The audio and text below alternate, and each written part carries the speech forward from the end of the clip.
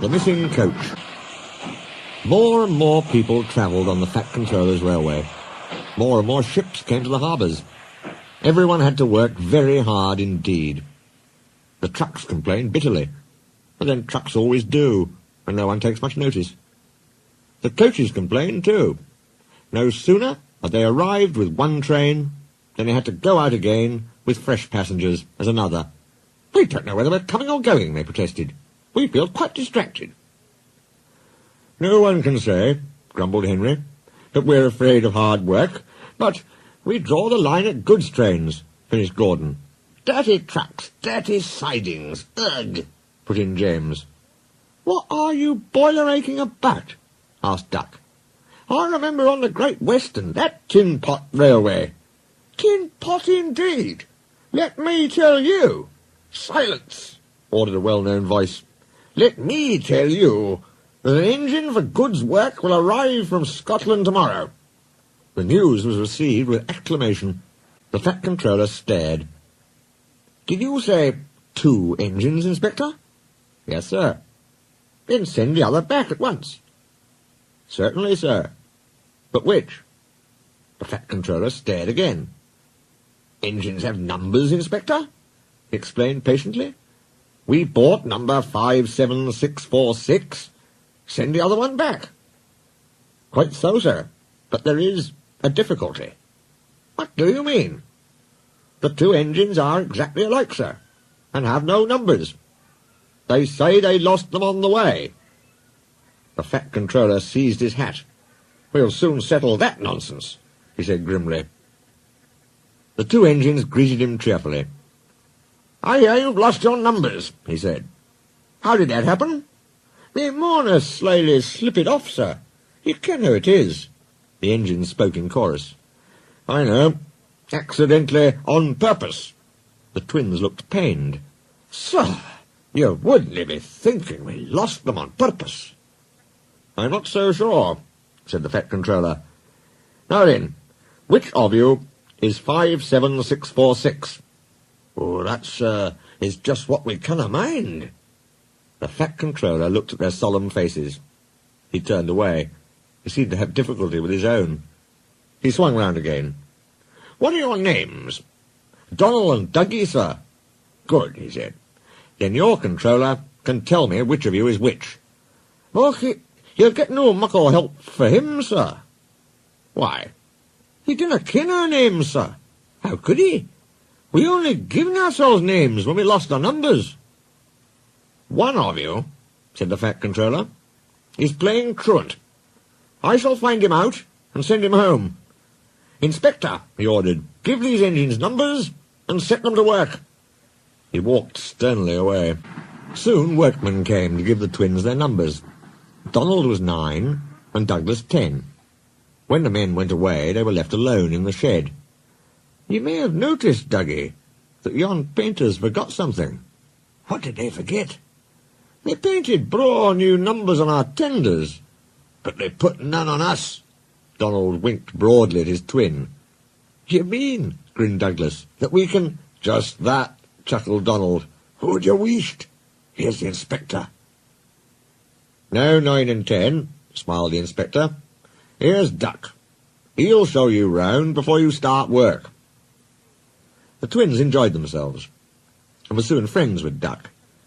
They didn't mind what they did. They tackled goods trains and coaches easily. For once the twins had shunted them, trucks knew better than to try any tricks. "We like it fine here," said Donald. "That's good," smiled Duck. "But take my tip. Watch out for Gordon, Henry and James. They're sure to try some nonsense." "Dinna fash yourself," chuckled Douglas. "We'll soon settle them."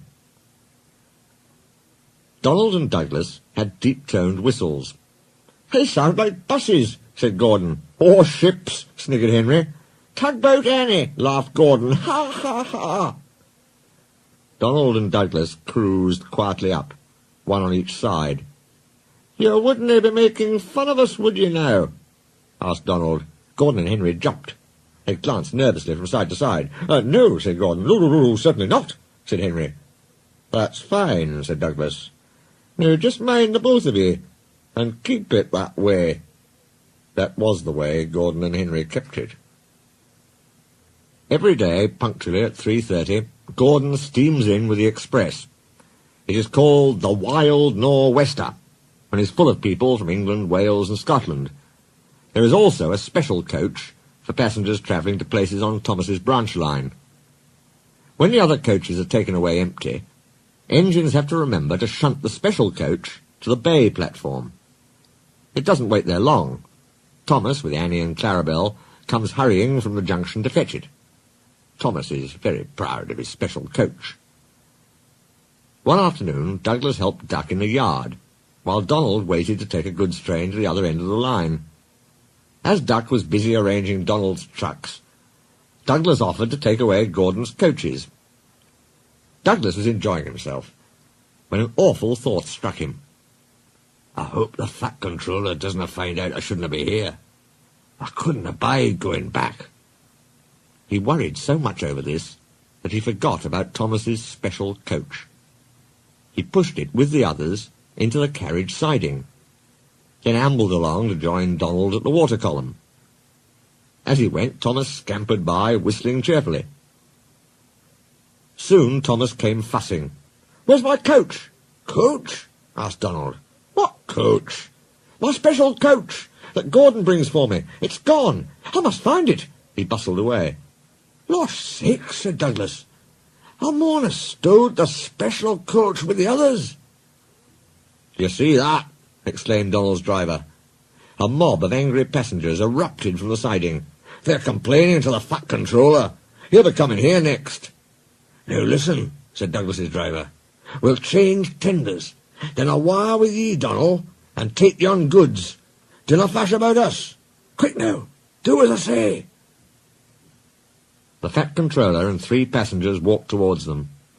But Donald, with Douglas's tender, number 10, was out and away with the goods before they came near. Douglas and his driver waited with innocent expressions. "Ah," said the Fat Controller, "number 9. And why have you not taken the goods?" "My tender is awa, sir." The driver showed him the tender, still uncoupled. "I see. Some defect, no doubt. Tell me, why did number 10 leave so quickly?" "Maybe, sir," put in Douglas, "he saw you coming and thought he was late." Said the Fat Controller. He turned to the passengers.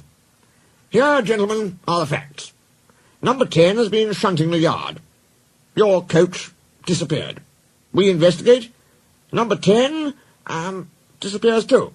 You can draw your conclusions. Please accept my apologies. The matter will be investigated. Good afternoon, gentlemen." The Fat Controller watched them till they climbed the station ramp. His shoulders twitched. He wiped his eyes. Douglas wondered if he was crying. He wasn't. He swung round suddenly. "Douglas," he rapped, "why are you masquerading with Donald's tender?"